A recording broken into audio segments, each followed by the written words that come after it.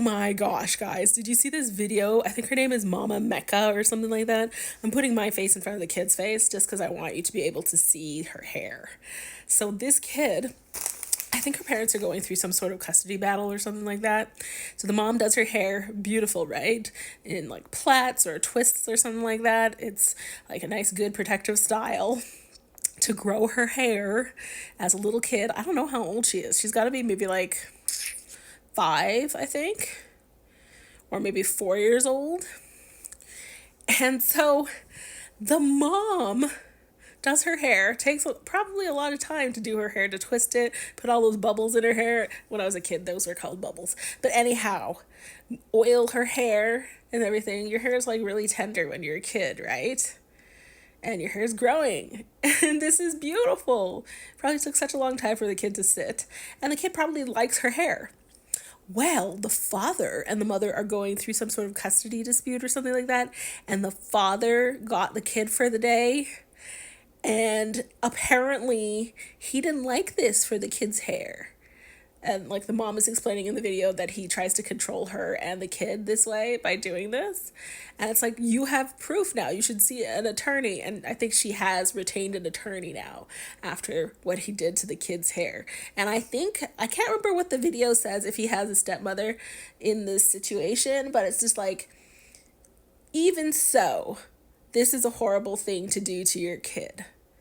If you hate your ex-wife or your ex-girlfriend or whatever, that's fine. But leave your kid and their appearance alone. It's a kid, right? And it's so sad to see what they do to this child. And I thought to myself, maybe the father has like a significant other that isn't black. But, you could tell the father's black. It's like, how could you do this to your kid as a black person? That's what I don't understand. Like, maybe if you were a different race, and it's not your actual culture to do the hair, you don't know how to do it, I could understand something like that. But if you are black and your hair is like your kids, how dare you do this to your child? That's what the back of the kid's head looks like now.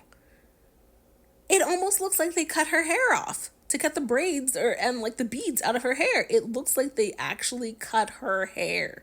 4 years old. I thought she was older. 4 years old. Do you know what that probably did to that kid's head? Tugging. Traction alopecia. I don't know. They're going to try to relax her hair? Like, what are you doing?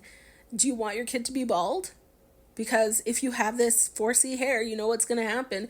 If you don't braid your hair or twist it or take care of it regularly, your hair is all going to break off, fall out, and you'll be bald. You'll have to shave her head or it'll become matted. That's what happens to little kids when you don't braid their hair or brush their hair properly or make their hair soft. It's going to be matted. How could you do this to your kid, man? Look at the back of her head. You saw in the last picture how long her hair was. It was like down to here, twisted and oiled. And now it's that. They didn't like the braids. The father doesn't like having the braids and the beads and stuff in her hair. How can you do this to another human being?